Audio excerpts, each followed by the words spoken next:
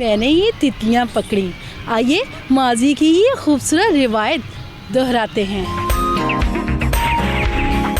फूलों ने नाजुक पंखड़ियां फैलाई तो भूली भटकी तितलियां भी हुस्न लुटाने चली आईं।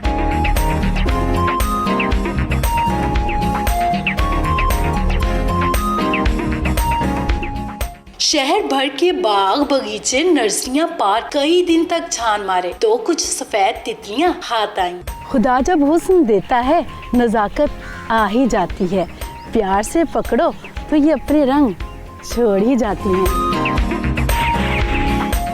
सफेद बटरफ्लाईज कम सही, लेकिन रंगीन तितलियां तो मुझे ढूंढने से भी नहीं मिली। यूनिवर्सिटी के माहिरीन ने बताया कि वो सनती शहर छोड़कर मरी के पहाड़ों की तरफ कूच कर गईं।